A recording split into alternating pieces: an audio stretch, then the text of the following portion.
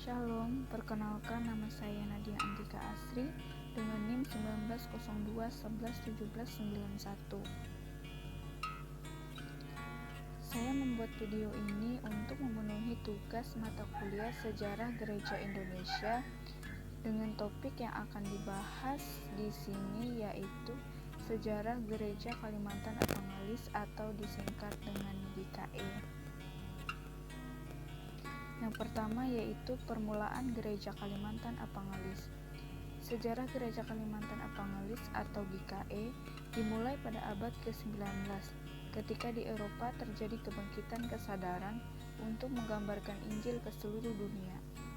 Abad ini dikenal sebagai The Great Century atau Abad Agung untuk perkabaran Injil PI. Pada tahun 1830-an, tersiar kabar mengenai Pulau Kalimantan di tanah Jerman. Dalam cerita-cerita itu, digambarkan mengenai ratusan ribu orang Dayak masih tertinggal dalam peradaban. Sering terjadi perang antar suku, praktek pengayauan, masyarakatnya tidak mengenal pendidikan dan pelayanan kesehatan orang-orang Dayak tersebut tinggal dalam kegelapan karena belum menerima Injil. Karena itu, muncullah kerinduan, kesadaran, dan semangat yang menggebu-gebu di kalangan umat Kristen di Jerman untuk memberitakan Injil ke Kalimantan. Periodisasi sejarah Gereja Kalimantan Apangalis yaitu yang pertama pada tahun 1835 sampai dengan 1920, 1920 sampai 1935, 1935 sampai dengan sekarang, dan sebelum abad ke-17.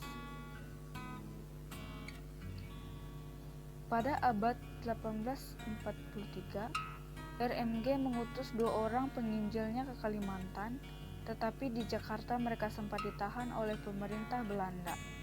Tidak diberi izin memasuki daerah Kalimantan karena khawatir dapat mengganggu keamanan dan ketertiban di daerah itu. Salah satunya bernama Bernstein. Di Kalimantan mereka menetap di Banjarmasin.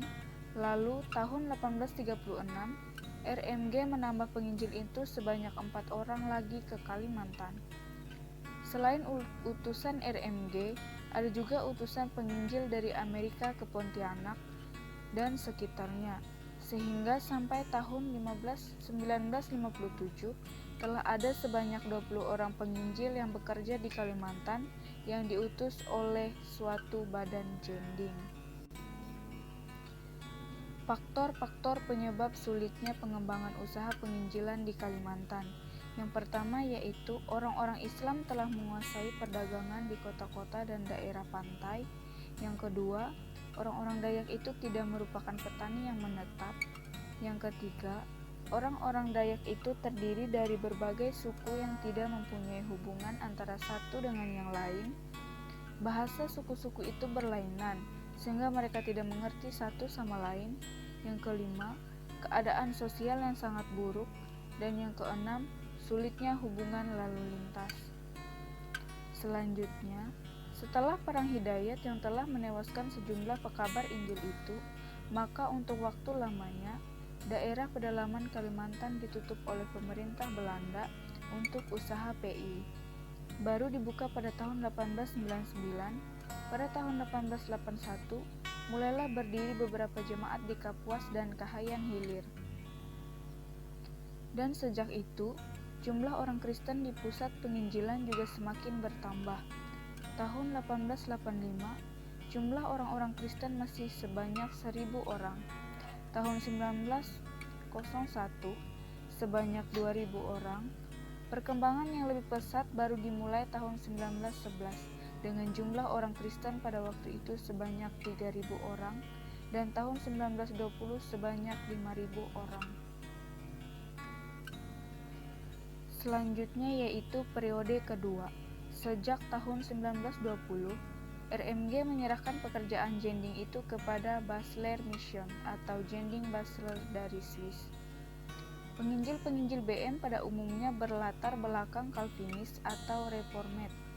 Pada tahun 1932, untuk pertama kalinya sekolah pendeta dibuka di Banjarmasin, dan hasilnya Pada tahun 1935, untuk pertama kalinya, 5 orang pendeta Dayak yang pertama ditabiskan. Periode ketiga, mulai 4 April 1935, gereja ini mulai dinyatakan sebagai sebuah gereja yang berdiri sendiri dengan namanya pada waktu itu, Gereja Dayak Evangelis. Tahun 1939, jumlah anggota gereja itu tercatat sebanyak kurang lebih 15.000 orang, 16 orang pendeta, 33 orang pemberita, 158 orang guru, 26 orang pembantu perawat, seorang kolportir, dan seorang dokter. Sejak tahun 1950, nama gereja ini diubah menjadi Gereja Kalimantan Evangelis atau GKE.